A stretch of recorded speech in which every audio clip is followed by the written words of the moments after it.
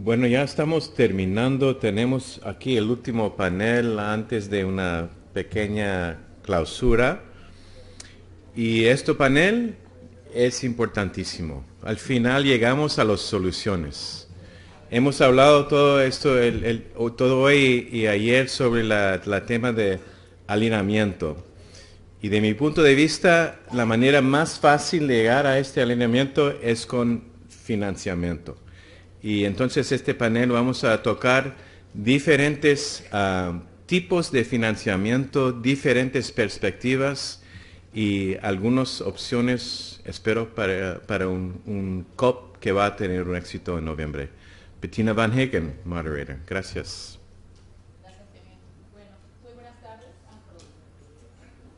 Muy buenas tardes, yo soy Bettina von Hagen, la moderadora de este panel, y yo soy miembro de la Junta Directiva de Forest Trends, y también estoy a cargo de un fondo de inversión forestal que se llama EcoTrust Forest, que está tratando de mostrar cómo hacer el manejo de bosques sostenible en los Estados Unidos. Es decir, donde los inversionistas reciben beneficios no solamente de la tala de árboles, pero también de la venta de carbono, de hábitat y del agua limpia. Este tema de financiamiento, de cómo capturar el capital privado para las actividades sostenibles, son lo que más me fascina y creo que es lo que les fascina a este panel también, y espero que a ustedes también. El tema de este panel, como dijo Michael, es para mí también el tema más crítico y esencial de la conferencia. Y hemos tratado muchos temas críticos para enfrentar la crisis climática en la cual nos encontramos, porque podemos tener la mejor política, la ciencia más avanzada, las organizaciones bien organizadas y muy coordinadas, pero sin dinero nada se cumple.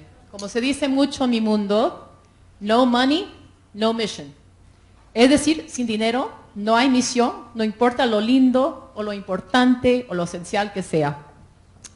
Entonces, tenemos hoy día un panel altamente calificado para este reto. El reto de dónde vendrá el dinero para la misión más importante que ha enfrentado la humanidad, o sea, la crisis climática. Vamos a comenzar con Andreas Dahl Jorgensen, que es el director de políticas de Climate Advisors, una empresa de consultoría basada en Washington. Entre muchos logros, sobresalta su manejo del acuerdo entre Noruega e Indonesia para $1 billón para la conservación de bosques y otras actividades. Andreas nos va a hablar de la potencial de los bosques tropicales y de red en combatir el cambio climático y el rol importantísimo que puede jugar Perú en este momento. Y Andreas nos va a hablar en inglés. Después seguimos con Hugo Wiener, el presidente de Agrobanco. Como ustedes saben, Agrobanco es el principal instrumento de apoyo financiero del Estado para el desarrollo sostenido y permanente del sector agropecuario, con especial énfasis en las actividades agrícola, ganadera, forestal, acuícola, agroindustrial y los procesos de transformación. O sea, actividades que tienen mucha potencial para intensificar la crisis climática, pero en manos de alguien como Hugo Wiener, con su experiencia y su perspectiva, se pueden convertir en un instrumento para mejorar la situación, para absorber el dióxido de carbono y de formar parte esencial de la solución. Y Hugo nos va a dar una perspectiva nacional. De ahí a la perspectiva regional. Víctor Galarreta es el presidente del Consejo Interregional Amazónico. Aunque le encantaría recibir fondos de red y de otras fuentes internacionales, él opina que el fuente de financiamiento ya existe en la región amazónica. Dinero no falta. Las industrias de minería, de petróleo, son muy productivas. Y el sector informal y ilegal de minería de oro está generando recursos impresionantes. El reto es cómo capturar una porción de esta riqueza para las comunidades donde se encuentran las actividades para financiar el desarrollo sostenible. Vamos a terminar con Jorge Castellomendi, asesor principal de políticas del Nature Conservancy. Jorge tiene perspectivas muy importantes sobre cómo crear lazos entre lo global y lo local. O sea, la pequeña escala que tiene muchas actividades en las zonas rurales con retornos de margen limitado, con la escala y requerimientos de las agencias de financiamiento a nivel global. Andreas.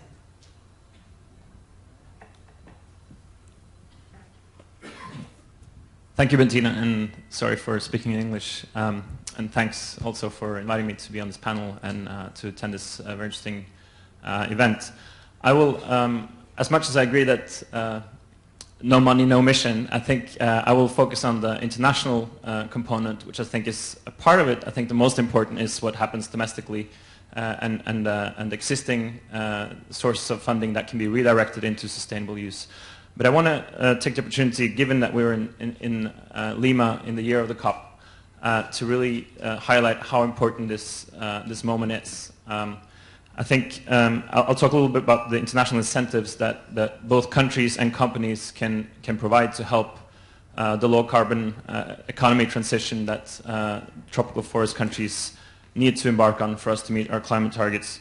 And I also will talk a little bit about the political process this year on the forest track in particular. But just let me start by just highlighting what the International Intergovernmental Panel on Climate Change came out with last week. They said basically that land use makes up 12% of global emissions. This is down from previous estimates, but that's mostly because fossil fuel emissions have increased. Tropical deforestation is still at very alarming rates. The 12% net emissions hide the vast potential that forest and land use can make up for the emission reductions. It's a net emission number, so we can both reduce deforestation and increase restoration and reforestation. In fact, the IPCC said that efforts to reduce land use emissions are essential to meet any climate target that has been agreed, or to the target. And they said with the highest possible certainty and agreement. They said that RED can make up, or land use emission reductions can make up 20 to 60% of the emission reductions we need by 2030, and 15 to 45% by mid-century. So this is not a small bridge we need to cross. This is a fundamental part of the climate solution. I think if we think about what it will take to achieve that, I think it's three things. One is forest countries need to obviously implement the forest governance reforms that are required to reduce emissions. That can be anything from land use planning to protection and making available degraded lands for commodity production, to law enforcement, to legal review, and so on, and safeguards around infrastructure. It's essentially the whole development strategy. The second, I think we need to acknowledge the huge importance of the private sector in driving deforestation at the moment. It's estimated that commodity production and trade makes up more than half of global deforestation. There's massive momentum now, as I'll come to in a bit, to address that, but that's something we need to address. And lastly, the incentives. Developed countries can come up with these incentives in many ways. They can look at their procurement policies and trade policies, but I think most fundamentally they have to come up with demand for emission reductions from developing countries. Where are we on these three? Well, I think on the forest countries' reforms, we have a mixed picture. Some countries are really showing leadership, and I think Brazil is as we heard from Dan Nepstad yesterday, has achieved 70 to 80% emission reductions over the last 10 years. That is just massive, and no one thought that would be possible if you asked an expert in 2004. It is tremendous. It's bigger emission reductions than any other country. We also have great progress in other countries. There's interesting developments here in Peru on a new strategy, regional initiatives. We have across the world a lot of attention and a lot of efforts to reduce deforestation with no money, but still making a great effort.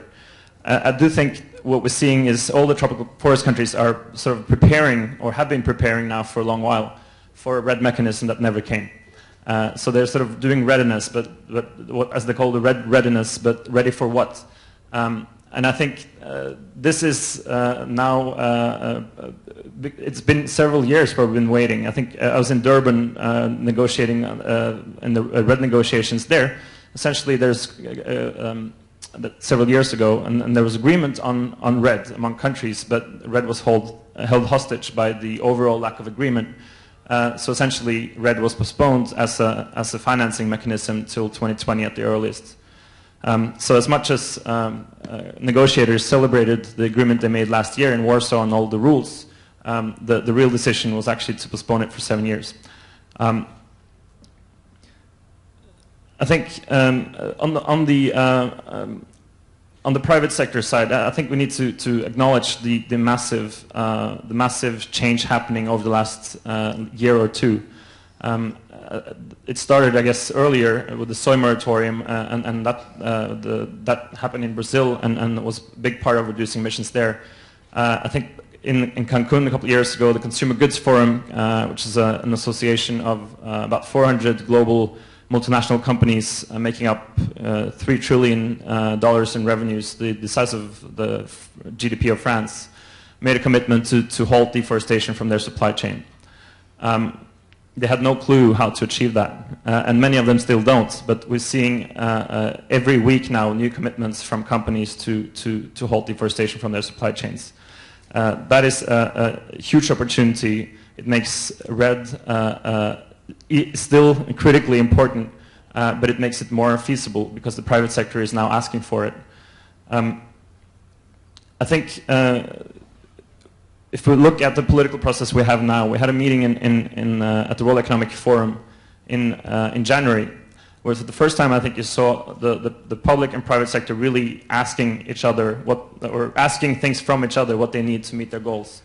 The private sector is now, I think Indonesia is a good case in point, where in 2011, where they enacted a moratorium on new concessions, the private sector was adamantly opposed. They tried to block it. 2 years later, they were silent.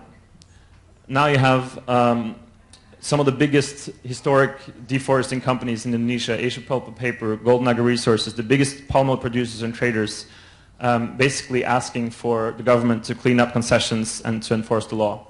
This is massive, and this is what they need to meet their own obligations or their own commitments, and that's some opportunity we have to grab. So what can we ask countries to come forward with I think first at the climate summit and then at the COP? I think what we need from forest countries and forest states and provinces, I think we've heard over the last 2 days the critical importance of state and province initiatives, both here in Peru and elsewhere in the Amazon and around the world. They should challenge the developed countries. They should say, here's what we can do by ourselves. We are willing, and we're going to take responsibility. We're going to reduce emissions by 2020 and beyond by our own means. But if we have your support, and if we have enough international incentives as part of a climate agreement to be agreed in Paris next year, we can do so much more. This would show to the world, here is 1 billion tons or 2 billion tons on the table that is ready for the world to exploit to catch and to reduce, and without that, the 2-degree target essentially will not be met.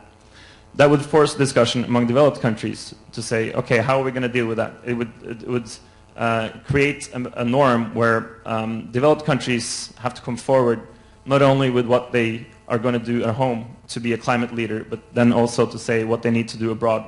So without this transaction, although it's one part of the picture, and I think the domestic flows are critically important, as we will hear, it will not add up to enough. So I think if the Latin American countries, being as progressive as they are in the negotiations, showing so much leadership as they are to reduce emissions domestically, could come together in Lima and come up with a conditional pledge on REDD, I think that would be a huge breakthrough potentially for the negotiations. And they have to insist. They should not ask. They should say, this is what we need for a deal in Paris. So I'll leave it there. Muchas gracias, Andreas. Y ahí está el reto pues, para el Perú en el COP. Hugo, por favor. Buenas tardes. Bueno, ante todo, agradecer por esta invitación, porque creo que es una manera de reconocer lo que viene siendo el banco, pero sobre todo es un desafío por lo que le toma en el futuro hacer al banco. Para mis compatriotas peruanos, pero también para los que nos visitan, pueden imaginarse lo importante y desafiante que ha sido desarrollar un banco sectorial y especializado en el Perú. En el Perú la ley de bancos señala de que no deben haber bancos sectoriales, ¿no? Y el Banco Agropecuario fue creado como un banco sectorial, o sea, por una ley de excepción. Y en el Perú se consideraba que el financiamiento de la agricultura era un financiamiento de alto riesgo, de altísimo riesgo. Y entonces la pregunta es, con esas ideas, ¿cómo se podía avanzar? Y creo que esta idea que ha prevalecido por mucho tiempo en el país se va revirtiendo y hemos logrado cambiar estos conceptos, o comenzar a cambiar estos conceptos, y además asociarlos al concepto de un banco de desarrollo, y entendiendo como un banco de desarrollo aquel que se enfoca hacia la capitalización, al desarrollo de la capacidad productiva, sobre todo en un país en el cual todavía buena parte de la agricultura tiene un retraso importante. Creo que lo que nos ha demostrado la experiencia de estos años recientes es que cuando se puede plantear bien las cosas, cuando se enfoca de esta manera, cuando se trabaja con, digamos, con bastante sentido práctico y se busca como objetivo elevar, intensificar la calidad de la producción, por tanto producir más en menos espacio, con menos recursos, haciendo un ahorro de energía y de todos los recursos que son fundamentales, uno comienza a tener una importante receptividad de parte de los fondos de capital. Inicialmente, ante este desafío, me planteé el problema de si había alguien que nos iba a prestar plata para prestar plata. Bueno, hoy día puedo decir que hay bancos muy importantes en el mundo que nos están prestando dinero, ¿no? Inicialmente nos prestaron muy caro, pero el propio banco, utilizando también la cobertura del propio Estado peruano, que es un Estado con grado de inversión, el banco también hoy día tiene grado de inversión por mérito propio, bueno, hemos logrado ir reduciendo el costo de fondeo. Y pensamos que en el mediano plazo este costo de fondeo va a ir siempre decreciente y puede alinearse con las mejores entidades financieras en términos de captación de recursos, que es además la condición primaria para poder a su vez colocar recursos hacia el sector. Hemos logrado entonces conseguir recursos de más bajo costo y recursos a más largo plazo. Y esperamos que eso en los meses y años siguientes sea aún más profundo. Hasta ahí hemos cumplido una parte importante del objetivo. Creo que hemos hecho que el banco comience a ser creíble, ¿no? Tanto por el lado de nuestros clientes como por el lado de los financiadores.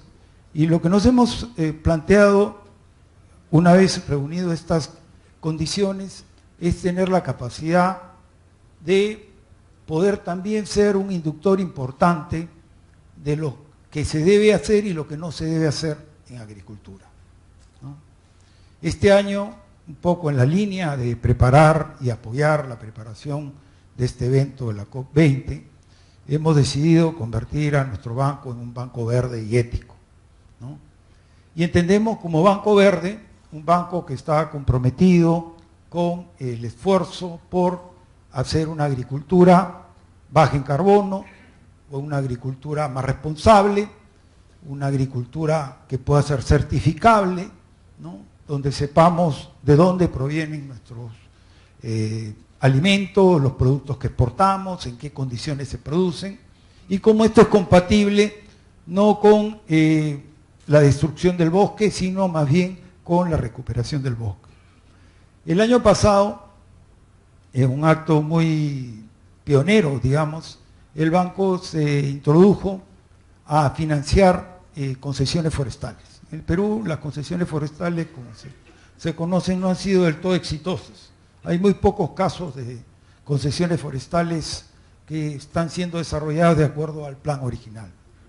Bueno, además estas concesiones no tenían financiamiento, o tenían financiamiento de muy corto plazo.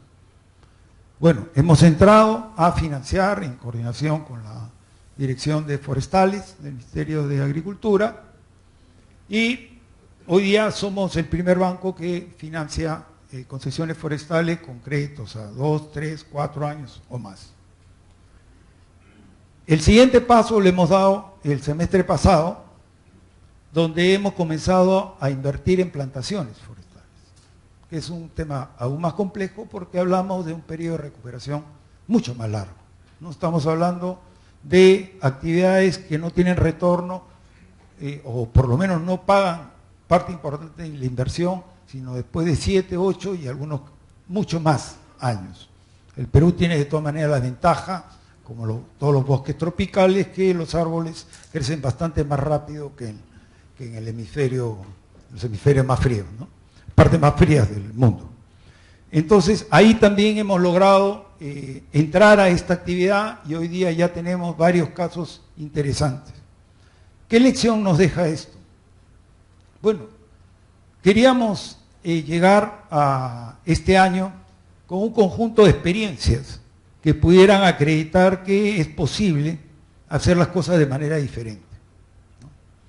Hoy día creo que tenemos ya una casuística importante que nos permite pensar un poco más adelante y pensar en cosas un poco más específicas, como es, por ejemplo, conseguir recursos para financiamientos específicos de largo plazo, de repente actuar más como un agente fiduciario que como un colocador de fondos, tratar de articularnos algunos temas que permitan que combinar la inversión privada directa con el financiamiento del banco.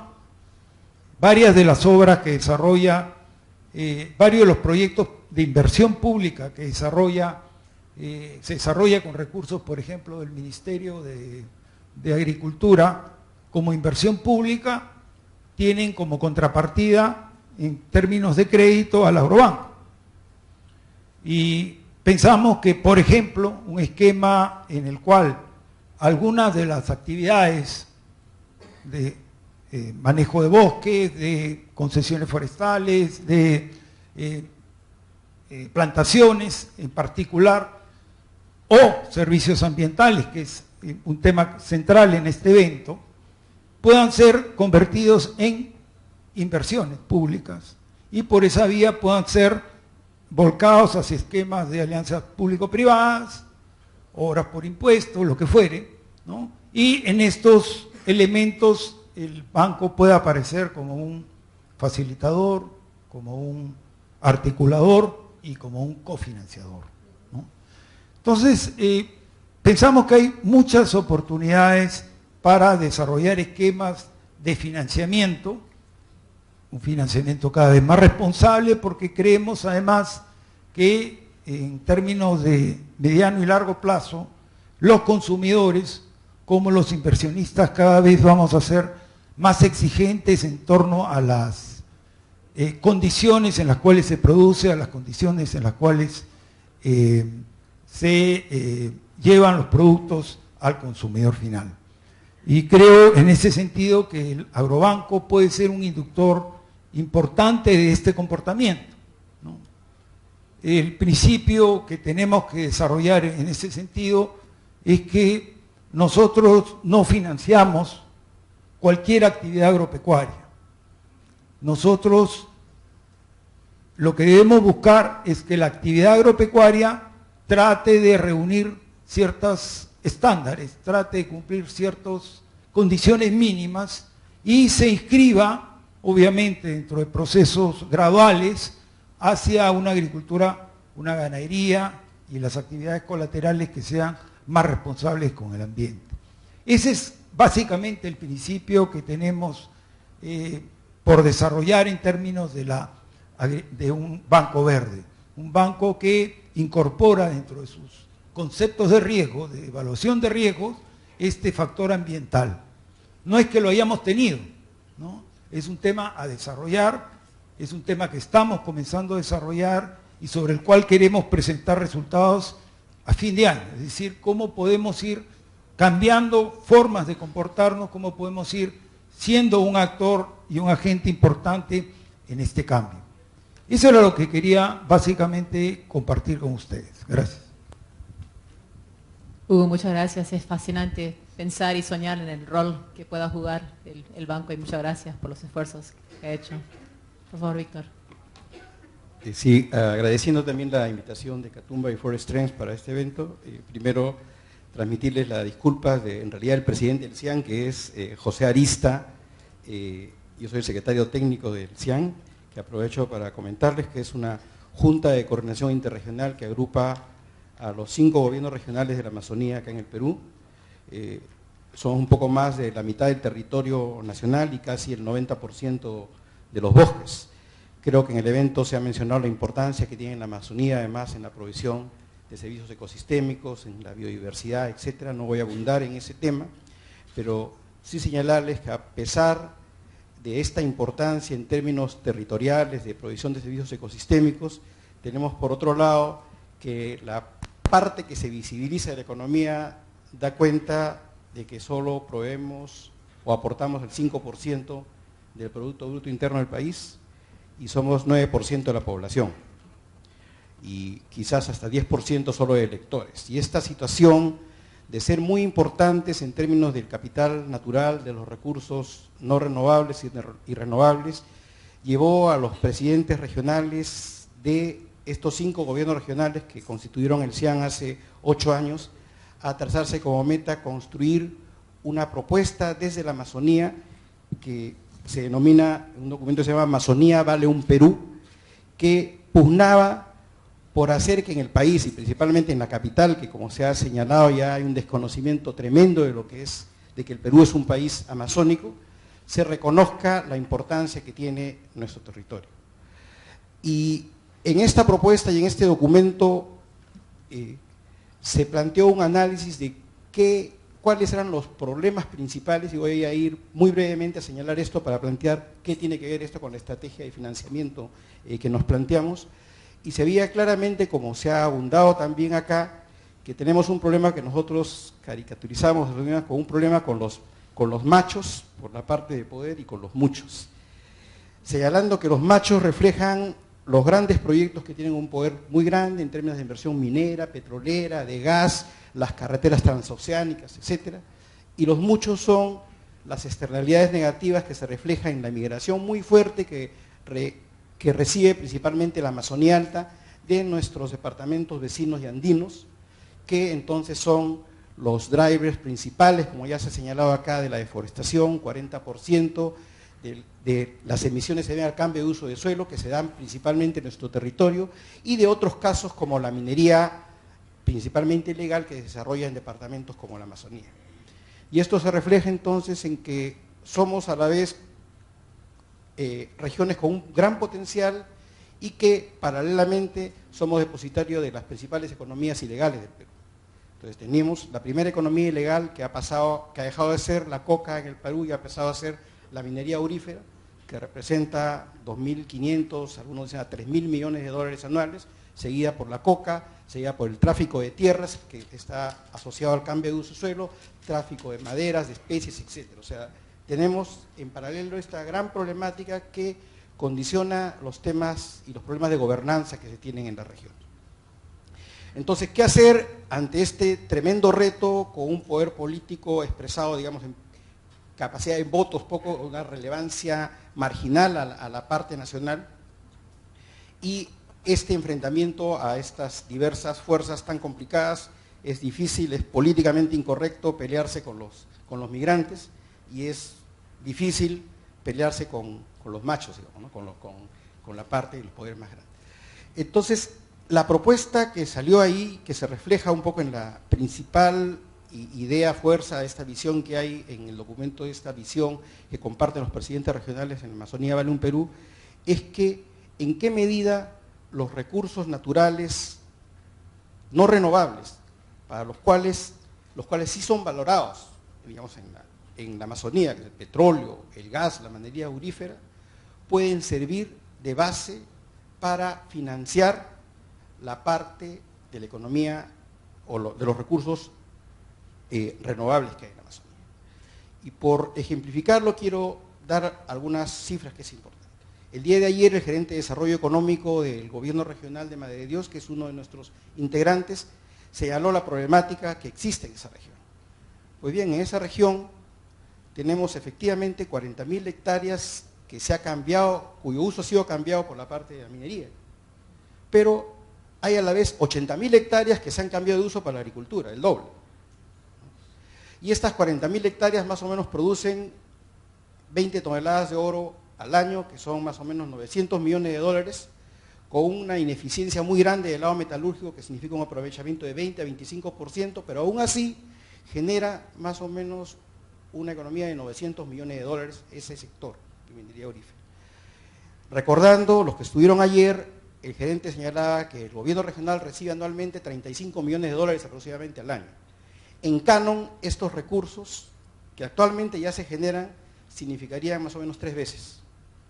O sea, que es el recurso, significaría, digo, porque si esta fuera una actividad legal y formal, con un modelo de negocios que pudiera tributar, etcétera, con los actuales cánones tributarios que existen, implicaría que el 30% del impuesto, la mitad del impuesto a la renta sería para la parte de desarrollo regional. Y entonces una región que es la capital de la biodiversidad tendría, sin hablar de compensaciones ambientales, de mitigación, de remediación, solo por efecto de implementar una norma que ya existe, el potencial de acceder a esta cantidad de recursos. Pero si vemos esto de una perspectiva más general, vemos que los 10 proyectos más importantes que ya tienen estudio de impacto ambiental en el Perú van a significar 20.000 millones de dólares de inversión en los próximos años. Y si vemos, nosotros hemos dicho, medimos la huella de carbono de esos proyectos o la posibilidad que tienen de aportar a ese desarrollo, es igualmente muy importante. Entonces el tema era, y el punto principal es que el Perú va a seguir siendo un país minero para los próximos años. Y en la perspectiva que han dicho de establecer cuál es la propuesta de desarrollo, es la primera cosa que se tenía que definir es si aceptábamos que eso iba a ser posible y que no teníamos que tener o seguir una línea de desarrollo distinta a la que países exitosos que tienen recursos no renovables, como puede ser Noruega, como puede ser Australia, como puede ser el Canadá, pueden utilizar esos recursos no solo para ayudar a su desarrollo, sino como Noruega, para aportar incluso a la parte de cambio climático, si esa perspectiva era viable acá en el país. Y esa es la apuesta principal, digamos, programática que se tiene por la parte, digamos, del CIE. ¿Y qué implicancias tiene esto con la perspectiva de la parte privada? Bueno, y también de los fondos internacionales, que nosotros pensamos que la cantidad de recursos que se requiere para poner en marcha todas estas diversas iniciativas de las que se ha hablado, de replicar propuestas interesantes como lo que el Fondo Ganadero está haciendo en Colombia, como los programas de agricultura baja en carbono de Brasil, etcétera, pueden tener la fuente de financiamiento en esta parte de los recursos por algunos otros temas adicionales que son importantes mencionar. La posibilidad entonces de elevar los ingresos públicos y que además esto aunado a poder identificar los servicios ecosistémicos como servicios públicos o bienes públicos, lo que abre la posibilidad de que instrumentos que por el lado público existen ya, como los proyectos de inversión pública, las alianzas públicos y privadas puedan estar disponibles para hacer un uso de esos fondos y potenciar el nexo y el apalancamiento de recursos adicionales en el sector privado. Entonces, la apuesta es no solo, entonces, financieramente mejorar la capacidad e incrementar los recursos públicos, tanto regionales como nacionales, sino además mejorar el leverage, el apalancamiento que estos recursos pueden tener por la parte privada, porque como lo señaló Hugo, el Perú tiene, a diferencia de otros países, un país megadiverso, con mucho potencial, pero además tiene grado de inversión. Y eso significa que cuando el Ministerio de Economía del Perú emite deuda a 30 años acá en el Perú, los fondos financieros privados se pelean por comprar esos bonos. ¿Por qué? Porque los fondos financieros privados tienen actualmente un capital de más de 100.000 millones de soles acá en el país y presionan a nuestro Banco Central para que lo dejen invertir fuera. Y entonces cuando el Ministerio de Economía emite bonos que tienen una calificación de grado de inversión, como la tiene también ahora Agrobanco, hay una demanda superior a la parte de fuera. Pero además, si el Estado está haciendo carreteras, está haciendo hospitales, con alianzas público-privadas, porque lo que hace es poner su perfil de riesgo, este tema de grado de inversión, al servicio de esas obras de inversión pública, si esto sucediera para la inversión en infraestructura verde, en cadenas productivas, en proyectos de larga maduración, tendríamos, creo yo, un avance importante en el potencial para poner y efectivizar las estrategias e iniciativas que se han estado planteando. Nuestra perspectiva es además, y esto es creo bastante importante, es que los servicios ecosistémicos, el carbono, son parte de una cadena de valor y su financiamiento es más complejo que solo financiar el carbono. Acá se nos ha venido diciendo, ¿sabe? Proyectos de red cuyo tienen como cobeneficio las otras cosas, en realidad es un abuso porque es al revés, ¿no? O sea, Chile para exportar 4.000 millones de dólares del sector forestal lo hizo antes que hubiera red. Ahora han hecho una plataforma para aprovechar adicionalmente carbono y ese es un cobeneficio para la cadena de valor forestal, no ha sido al revés. Y acá desarrollar una agricultura baja en carbono con potencial exportador para la parte de café, cacao, la parte forestal va a ser igualmente y tiene retos de financiamiento distintos. Y quiero en esto establecer ese nexo y ahí concluyo. Entonces, se requiere efectivamente para esta parte de financiamiento no solo poner en la agenda el financiamiento de la parte del carbono y de servicios ecosistémicos, sino del conjunto de cadenas de valor que pueden darle sustento y que pueden tener como beneficio los servicios ecosistémicos y también obviamente en aquellos casos donde los servicios ecosistémicos son en sí un fin en sí mismo. Y esta parte requiere poder usar el grado de inversión que ha logrado el Estado peruano con bastante esfuerzo y que el ciudadano de a pie no lo siente, que esto se pueda convertir en algo palpable para él. Y el mecanismo para hacerlo es que las mismas tasas de fondeo que logra el Estado peruano en financiamiento a 20 a 25 años, que son de 6 a 6,5% en soles, la puedan obtener proyectos de ese tipo. Proyectos de reforestación, proyectos de manejo sostenible de los bosques, proyectos de turismo, diferentes iniciativas que se han planteado como propuestas tienen entonces en este esquema un tema de financiamiento global.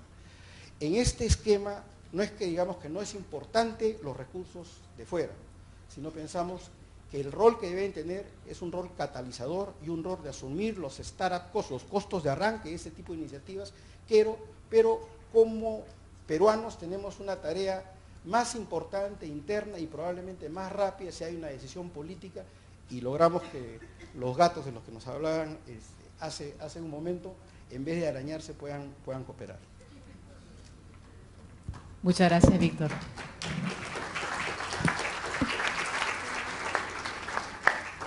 Ideas muy interesantes. Jorge, esperamos su comentario sobre cómo resolver esto de lo local y el capital global y cuáles son los pasos que uno puede tomar en este momento. Gracias, Bettina. Y gracias a Forest Trends y a Catumba por la invitación. Es un placer estar con ustedes acá con este distinguido panel, a quien tengo el placer de conocer desde antes, de oportunidades anteriores. Yo quería llevarlos a través de un viaje de escalas y tiempos. Y son 3 escalas y 3 tiempos. La primera escala y tiempo es, cuando hablamos de financiamiento climático, de una escala de trillones de dólares por año y un tiempo de 100 años. La segunda es una escala de billones de dólares por año y de 50 años. Y la tercera es una escala de miles de dólares por proyecto, por periodos de 1 a 2 años y con tiempos de 5 a 10 años de maduración. Y las tres escalas juegan en esta conversación, diría yo. Y la primera escala, a la que me refería de los 100 años, o la escala y tiempo de 100 años y trillones de dólares, es la escala que se entiende cuando se está hablando de financiamiento climático. El mundo de financiamiento climático implica que la movilización de recursos para inversiones que sean amigables al cambio climático requieren ese nivel de recursos fluyendo en el mundo. Y hay estadísticas diversas. Actualmente se indica, y eso con números del IPCC, que si al 2030, para poder lograr una reducción de emisiones que evite superar los 2 grados centígrados de incremento de temperatura global, al 2030 se requerirían movilizar $1 trillón por año en inversiones en eficiencia energética. Actualmente se está movilizando alrededor de $200.000 millones por año. Entonces, en esa escala, uno debe pensar que en realidad hay muchísimo por trabajar y hay muchísimos actores que tienen que contribuir, no solamente el sector público. Y en el tiempo es la visión de que a los 2100 no se haya logrado, o en los siguientes 100 años no se haya logrado, a fin de siglo no se haya logrado superar los 2 grados centígrados de incremento de temperatura global. La segunda escala es la escala COP. Y ya que está de moda la COP, y que vamos a tener una COP acá en este país a fin de año, en la COP, en las negociaciones, en la Convención Marco de Cambio Climático, se discuten la movilización de billones de dólares, de miles de millones de dólares por año. Solamente para ponerlo en perspectiva. El compromiso que hicieron los países desarrollados en Copenhague en 2009 y fue refrendado en Cancún de movilizar hasta $100.000 millones por año al 2020, da un poco el marco de las escalas que se están hablando en este mundo COP. Y hay que tomar eso con bastante cuidado, porque en el mundo COP y todo lo que se dice sobre los fondos que se van a canalizar a través de mecanismos creados como parte de la convención y mecanismos adjuntos, se habla mucho de lo que es financiamiento público y se está hablando de los billones de dólares, cuando en realidad, como yo les expliqué en la primera escala, necesitamos trillones de dólares por año. Con lo cual cabe una pregunta bastante abierta y clara, que es, bueno, ¿de dónde va a venir la diferencia? Y esa diferencia tiene que venir, en muchos casos, del sector privado y en muchísimos otros casos de presupuestos públicos domésticos. Ya un poco a lo que Víctor decía. La temporalidad en el caso del mundo COP es de 30, 40 años. Estamos hablando de lograr un acuerdo en 1 año y medio, de que en 2015, que ese acuerdo entre en vigencia en 2020 y que logremos reducciones importantes de mitigación gracias a este acuerdo al 2050. La tercera escala es la escala de los miles de dólares por proyecto por año o por cada 2 años y en tiempos de maduración de 5 a 10 años. Y la razón por la cual quería poner todas estas escalas en contraste es porque todas de alguna manera están vinculadas y si no lo están, deberían vincularse. Y a nivel de escala, la tercera escala de la cual hablé, quería comentar un par de datos, información que va muy alineado a lo que tanto Hugo como Víctor mencionaron. En la escala, los proveedores de servicios financieros, incluyendo en ellos no solamente a los privados, y no solamente pensemos en banca comercial, sino en banca de desarrollo, pensemos en agencias de apoyo técnico del Estado y también agencias de cooperación internacional. Ellas deben adecuar sus productos y sus servicios a esa escala, a una escala en la cual se requiere preinversión, en la cual se requieren montos muy pequeños con un riesgo alto de retorno. A esa escala deben dirigirse el diseño, el pensamiento, la visión de esos proveedores de servicios financieros, tanto privados como públicos, pero preferentemente públicos, porque esa escala tiene un alto riesgo y el sector privado no va a entrar salvo que hayan otros componentes.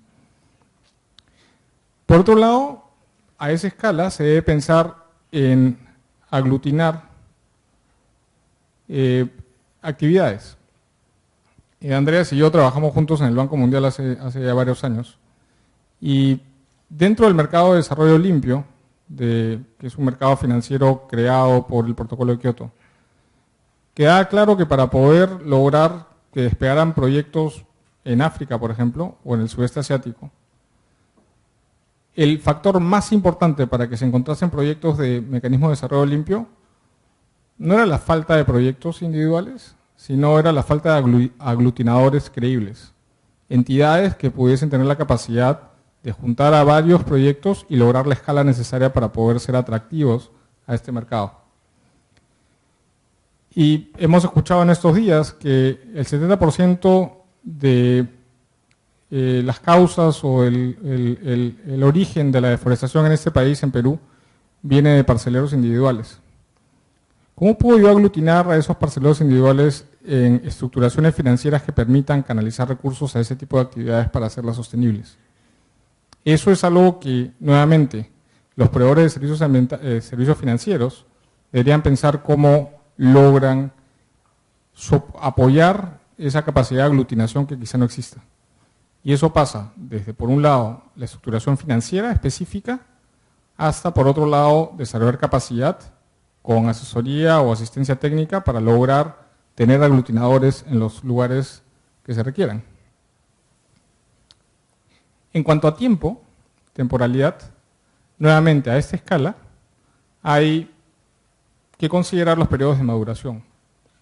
Los periodos de maduración son bastante más largos, los retornos son bastante marginales, pero sin embargo, justamente por esa realidad es que la forma en la cual yo pueda insertar este tipo de inversiones a largo plazo es la manera en la cual voy a lograr finalmente acceder a mayores recursos en el futuro.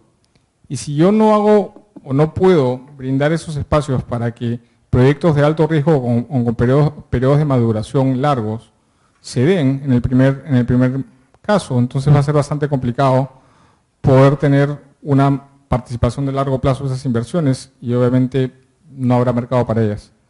Y finalmente, la estabilidad política. El financiamiento climático es idéntico a cualquier otro financiamiento, cámbiale de título, pero es financiamiento al final del día. Y el financiamiento solamente va a ir a espacios, lugares donde hay normas claras, donde hay estabilidad política, donde se permite poder prever inversiones. Y en un principio esas inversiones quizá vayan a fondo perdido, porque son áreas de alto riesgo. Pero en el largo plazo, en la medida que hay esa estabilidad, se puede atraer capital privado para poder hacerlas sostenibles.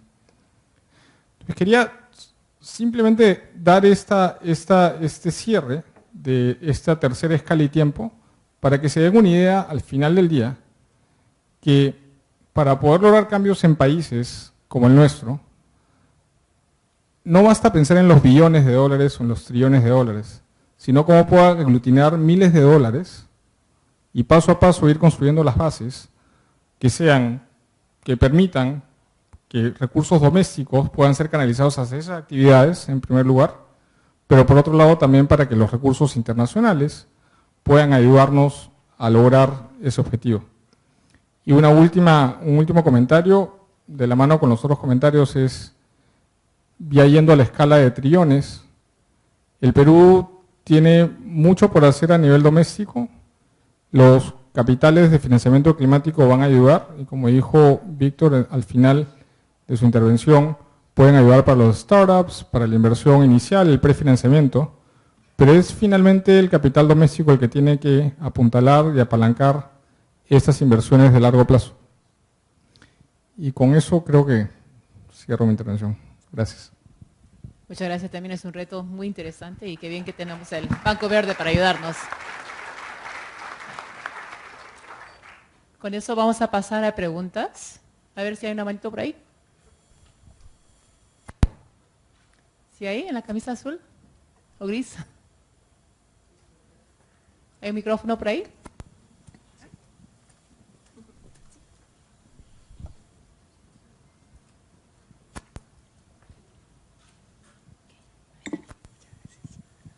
Muy buenas tardes.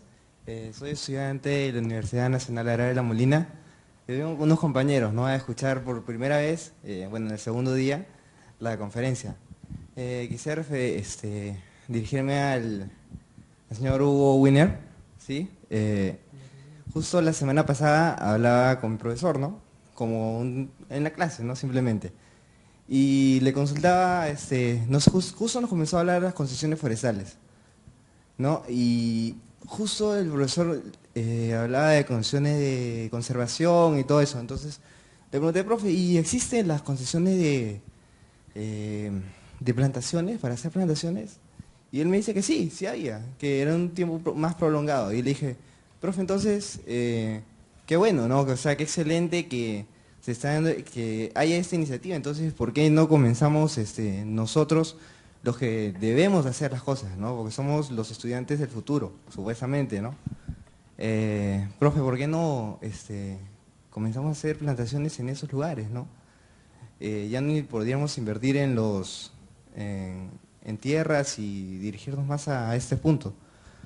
Y me decía que no, que mira una cosa, hijo. Sí, así me dijo. O sea, el presidente ahora que está dirigiendo o que está dando las concesiones forestales, puede ser que lo cambien y para una elección siguiente ya el nuevo elegido te diga, ¿no? No, eso ya no va así, las cosas han cambiado, que las concesiones ya no pueden ser tan factibles, cosas así, ¿no? Y puede ser que esa tierra sea muy blanda, me dijo, ¿no? Puede ser que la tierra donde tú estés parado no vaya a ser tuya más adelante, ¿no? Esa es una de lo que yo pensaba, no dije, pucha, o sea, de todas maneras se va para abajo mi idea de estudiante como quisiera invertir en las plantaciones mucho más adelante, porque es un tema que me gusta mucho. Aquí el tema del mejoramiento genético es también importante, ¿no? Entonces, otra cosa, y última, es que justo Y la hoy, pregunta, por favor. sí, ese es un tema, ese es un punto, ¿no? Y justo hoy, un profesor también, aparte, en su clase, nos decía que el martes, estuvo en una conferencia que fue invocada por el Banco Central de Reserva, me parece. Sí, y que vinieron expositores de Chile y Ecuador y les decía que era muy factible el tema de plantaciones, ¿no? Que ellos le daban, bueno, antes creo que ya se quitó el bono, no lo sé, no estoy bien informado de eso, pero el 75% del Estado le daba a los empresarios, ¿no? Entonces, ¿por qué no hacerlo? ¿No? ¿Cuál es el problema? Y eso ya viene desde antes, porque tomando semejanza a ese país, ¿cómo ellos están avanzando y por qué nosotros no? Gracias. Hugo, por favor, el financiamiento de plantaciones. Bueno, en primer lugar, las concesiones forestales son todas concesiones, ¿no? O sea, no hay transferencia de la propiedad. En cambio, en las plantaciones, uno puede plantar en su propio terreno. Al final, una de las discusiones que había, no sé si está acá la directora forestal, pero uno de los reclamos que había era por qué se les daba un tratamiento a los que hacían plantaciones similar a los que manejaban bosques, que no es lo mismo. Si yo instalo café o instalo paltas, estoy instalando árboles, ¿no? Solamente que árboles frutales. Y si instalo árboles de madera, para producir madera, ¿no?, que toman probablemente muchos más años, al final no tiene por qué ser una concesión, puede ser tu propia propiedad, ¿no? Y el caso que nosotros estamos financiando en plantaciones no son concesiones, son terreno con propiedad, ¿no? Y parte de las garantías del propio crédito es la propiedad, ¿no? Entonces, por ahí no vería una asimilación entre ambas cosas, ¿no? El ejemplo que les puedo poner, que es el que hemos desarrollado en Puerto Inca, en Huánuco, es un caso de producción de bolaina.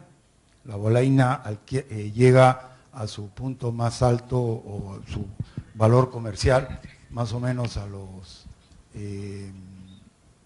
7 u 8 años, ¿no? Y tiene cortes de raleo en el año 4 y el año 5, si no me equivoco, ¿no? Con lo cual hay ingresos a lo largo del proceso. Y si alguien me pregunta cuál es la demanda de maderas en el Perú, no estoy hablando ni siquiera de exportar, es prácticamente infinita, ¿no? Porque nuestro déficit de madera. Entonces es un negocio seguro. Obviamente invertir para esperar 7 años en este país o 10 años, como que todavía no hay mucho espíritu para eso. Ya productores que ponen frutales 3 años para comenzar a producir ya andan medio preocupados. Pero conforme comprobamos que la economía en el país es estable y es estable por un periodo largo, entonces creo que este tipo de expresiones de inversión comienzan a hacerse más factibles. Y ese temor a que me puedan cambiar las reglas o las reglas puedan ir para peor, yo creo que se va despejando, ¿no? Por supuesto, la participación de un banco y el compromiso de un banco con una operación de esta naturaleza lo hace aún más fuerte, ¿no? Porque ahí ya tienes un socio, ¿no? Si tú inviertes y lo animas a tu profesor a invertir en plantaciones, vas a tener un socio, ese socio es el banco, ¿no? Y eso es importante. Yo no quería comentarles solamente un caso que a mí me sorprendió, no sé si ustedes lo conozcan, en Olmos, visitando Olmos, el Olmos viejo, no la parte de la irrigación, me encontré con una plantación de caoba en Olmos, ¿no? Caoba con riego tecnificado. Le pregunté en cuánto tiempo esperaba tener la madera. La caoba se dice 40 años, ¿no? Ellos esperan tener la madera comercializable en 20 años. Para los peruanos nos sigue pareciendo una eternidad, pero cuando pensamos en 100 años y pensamos en cambios climáticos, es nada, ¿no? Entonces es cuestión de cambiarnos el chip. Y ustedes, los estudiantes, seguramente forestales, deberían ayudar a cambiar ese chip, ¿no? Porque estamos acostumbrados a negocios con retornos inmediatos, ¿no? Sobre si debe haber o no subsidio, bueno, cuando le fueron a plantear al ministro de Agricultura subsidio, se le pararon los pelos, ¿no? Pero bueno, yo creo que el subsidio ayudaría mucho. Pueden haber formas, además de subsidio, para no hablar de subsidio, que es un poco fuerte, subvenciones o de apoyos colaterales. Les pongo un ejemplo. El otro día estaba discutiendo qué hacemos en el Braem, ¿no? La zona esta fundamental. Y se había hablado de opciones, poner café, cacao, piña, etcétera. Y digo, pero eso ya, café, cacao hay en todos lados. ¿Por qué no pensamos en algo distinto? Además, allá hay zonas donde están tan erosionadas que podría ponerse árboles para producir madera, ¿no? Bueno, ¿y cómo los pequeños productores que ahí viven de la coca podrían poner árboles de madera? Bueno, se las ponemos, pues, y les pagamos porque los cuiden, ¿no es cierto? Y en unos años ellos van a tener madera para vender, ¿no? ¿Saben ustedes cuánta plata mete todos los años el Estado peruano en el Braem y no consigue nada? ¿No? Y tiene que ir mandando gente para que radique la coca. Entonces, ¿por qué no pagarles para que planten árboles? ¿No? La idea parece interesante. Claro, ahí viene el desafío que plantea Jorge. hay que articular, porque son pequeños productores que hay que juntar en una masa crítica para que eso tenga algún sentido, ¿no? Pero ideas de ese tipo son perfectamente factibles. Yo creo que hay que cambiar la percepción. Cuando nosotros comenzamos en el Agrobanco a hablar de esto de banca de desarrollo, al comienzo no nos entendíamos. Por ejemplo, nosotros tenemos un producto que se llama Agrotierra, ¿no? Creditierra, perdón, y que es para comprar tierra, ¿no? Para que productores puedan comprar y ampliar sus lotes, consolidar. El crédito es a 10 años, ¿no? Es un montón de tiempo, ¿no? Pero si uno lo compara con el crédito inmobiliario para comprar un departamento que tiene 15, 20 y hasta 25 años, es muy poco. ¿Por qué no podría prestar para comprar tierras por 15, 20, 25 años? Bueno, hoy día no puedo porque mi fondeo no es tan largo. El día que lo fuera, pero podría ser perfectamente esa misma operación. Y entonces ahí la tasa de interés, el retorno esperado, etcétera, podría ser mucho más amigable.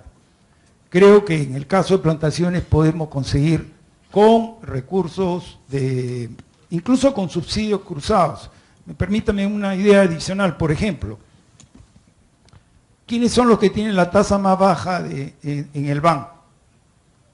No son los productores de más alto riesgo. Perdón, no son, la tasa de interés más baja la tienen los productores de más alto riesgo, o sea, los pequeños productores, por el sentido que tiene el banco, el sentido social. Entonces, eso es lo inverso a lo que plantea la lógica de riesgos. O sea, yo debería cobrarle más a aquel que tiene más riesgo.